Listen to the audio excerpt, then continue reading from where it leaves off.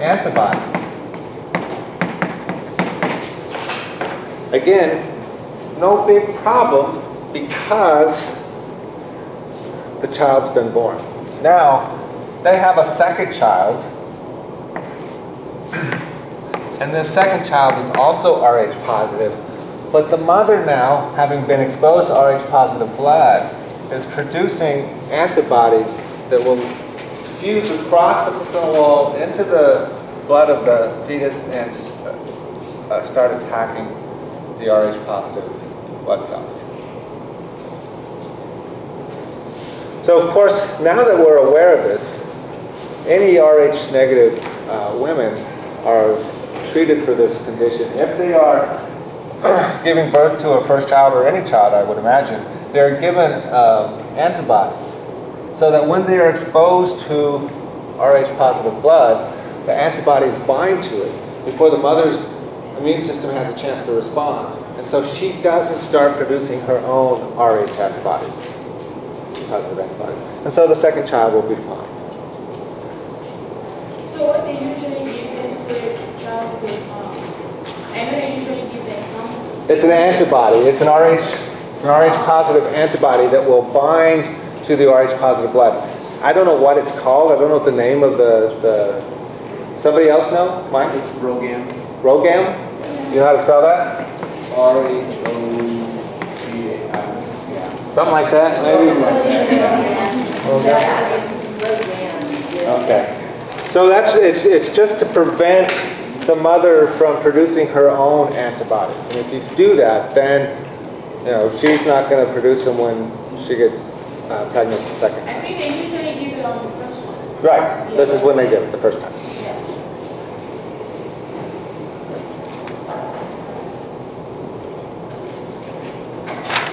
Oh, and I just have a note that this is a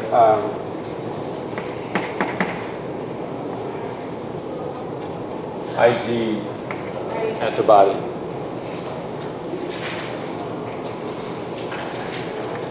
IgG, immunoglobulin. So similar to the one that we use up there to convert from IgE to IgG. Any questions about type 2 hypersensitivities? We good there? Okay.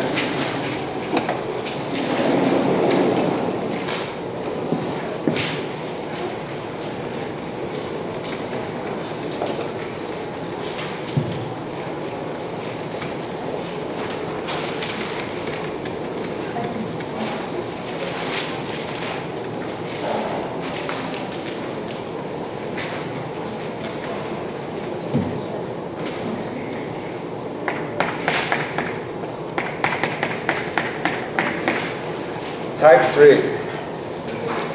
This is an immune complex mediated hypersensitivity.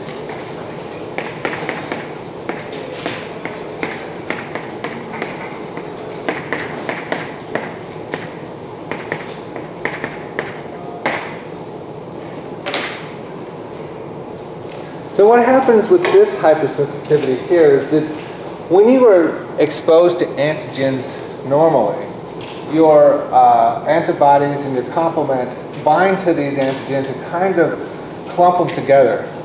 Clump them together in big clumps so that when the macrophage comes along, it can eat a bunch of these rapidly. And so they're quickly removed from the circulatory system, from circulation. However, when the antigen concentration is much greater than the antibodies that are available for it, what you can get sometimes, instead of big clumps, is small little complexes that form. And with these small little complexes, the macrophages can't remove them as quickly. And so they're circulating now, and then they start to deposit in various places, under the skin, in the joints. So places like that, you'll get these antibody-antigen complexes deposited. Well, once these complexes have settled,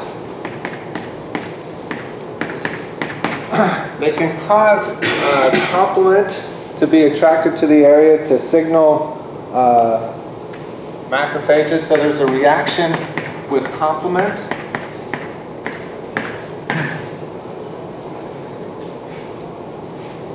And this in itself is going to attract neutrophils to the area.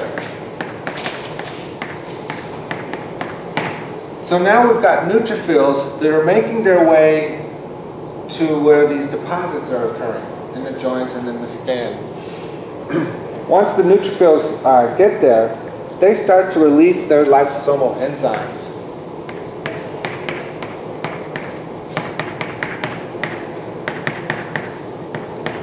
So they're releasing enzymes now to destroy these little complexes that are depositing there. See, but the issue is that this is going to cause tissue damage as well. Because the chemicals that they're releasing aren't really discriminating, if you will. They'll attack the complexes, but they'll attack cells in the area as well. And so you can have damage done to the cells as well as to those complexes that are deposited there.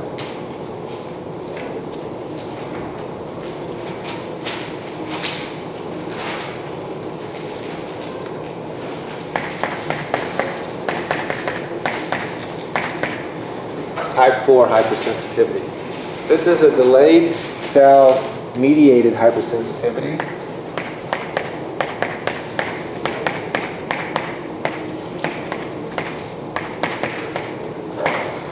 Now the first three that we've talked about really have all involved B cells and antigens and antibodies. This one doesn't involve any of those really. It's all T cell activity basically.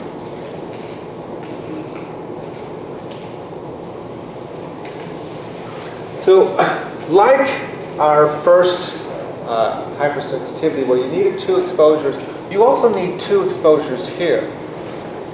In your first exposure, you get exposed to the antigen. What happens is an antigen-presenting cell takes up the antigen and presents it to a T cell. So now, what you have is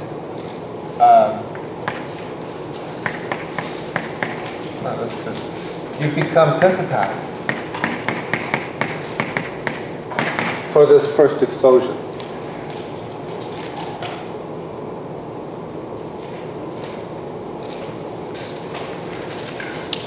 So a non-sensitized person, one who's been exposed to it for the first time, will not show any signs of exposure. When I was new to the area, purchased a house in Prundale, about an acre of land down there, and about a third of that acre was covered with poison oak. And so I talked to a friend of mine, and he said, you know what you can do? Dress yourself up, and you go down there and you pull that poison oak up and you stuff it in a bag and you can throw it away. And so I thought I would do that. So I went down there and I'm pulling up this poison oak, and about 2 hours into it, I've removed this much. So I said, forget it. So I stopped working that day and threw my clothes in the wash and showered and everything, and I was fine. 2 weeks had gone by, nothing. And I went back down to the area just to do a little bit more work. And the jeans that I was wearing had holes in the knees, and you know, I wasn't really in the poison oak, but the soils already had the oils in them. And so I got exposed the second time. And probably 2-3 days after that second exposure, you know, I had a little itch on my ankle. Then I had an itch on my shin. Then I had an itch on my thigh. And then, you know, my legs were completely broke out with poison oak rash and hives and lesions. Very painful. I decided at that moment that I was not going to touch that poison oak ever again. I hired 3 guys, an old man and 2 of his sons to come out there and remove it. Pretty much willing to pay anything to have them do it.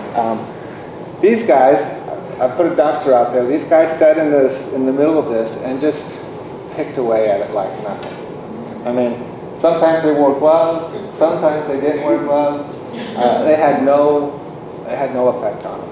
It was incredible. Anyway, so I was exposed the first time and I was sensitized.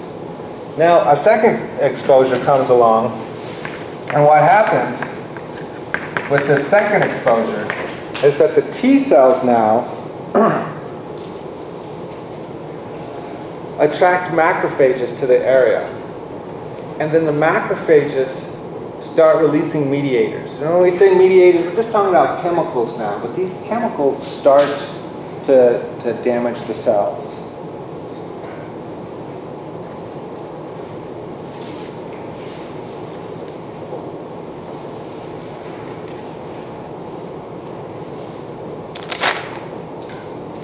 There are a couple of examples of this I can give you. The TB test is a delayed mediated hypersensitivity. Why do you have to come back 3 days later? Because it takes time. See, with the B cells, and we talked about them being immediate, you know, the response is right away. You get the antibody production right away. With the T cells, because of the way that the T cell has to be presented with the antigen, and then it has to draw the macrophages there, do the cytokines. The whole process takes about 3 days. So you have this delayed response. And so with the TB test, we're still testing for the presence of the antibody. See if you've produced the antibody. And if you have produced the antibody, there'll be a response. There'll be a delayed cell-mediated response 3 days later. We'll look to see if you have that swollen area. We have a vaccine for TB, but we don't use it in the United States. And the reason we don't use the vaccine in the United States is that it would make it impossible to monitor who has TB. Because if you've been vaccinated for TB, that means your body's going to be producing the antibodies for it. So when you were given a test, you would test positive because you're producing antibodies, meaning you've been exposed. And so in the United States, we don't use the vaccine that we have for TB because it wouldn't allow us to track it. Say vaccinate though for the TB that's antibiotic resistant. Do they vaccinate for that one? No, but with this same vaccination, we would vaccinate for the TB that's antibiotic resistant. I don't know. I don't know if it would or not. Assuming if it's antibiotic resistant, it's probably changed, you know, antigenic variation enough that vaccine probably doesn't work anymore. You know, different antigen now, different antigens.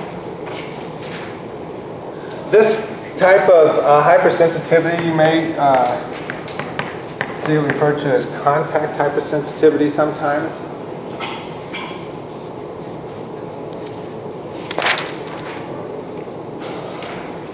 Any questions about the hypersensitivities?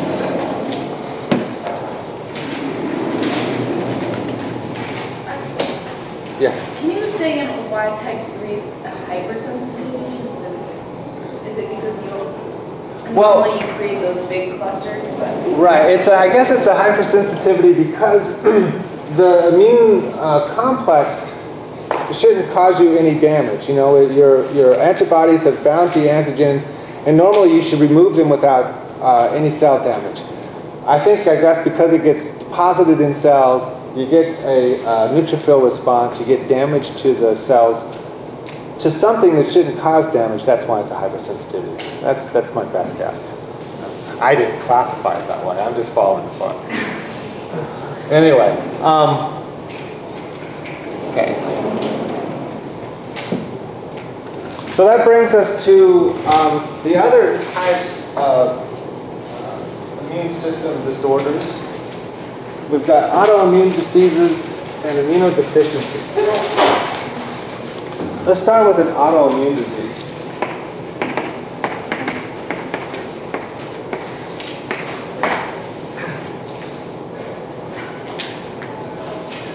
Now we're talking about your immune system responding as though your tissues are foreign. It's not recognizing your cells. A lot of times it's the MHC molecules that play a role in this susceptibility here. You know, if your immune system isn't recognizing your MHC molecules, it can serve to destroy those cells. The other thing that can happen is that often bacteria and viruses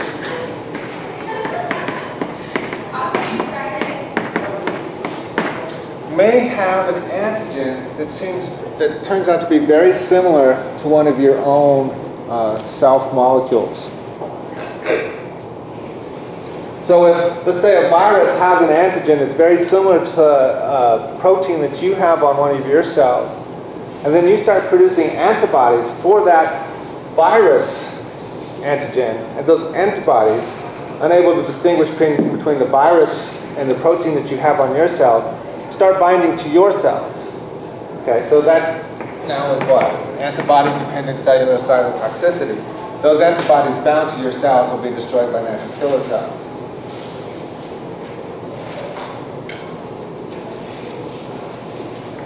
This type of immune disorder, you can have damage caused either by antibodies or by the immune cells or by both.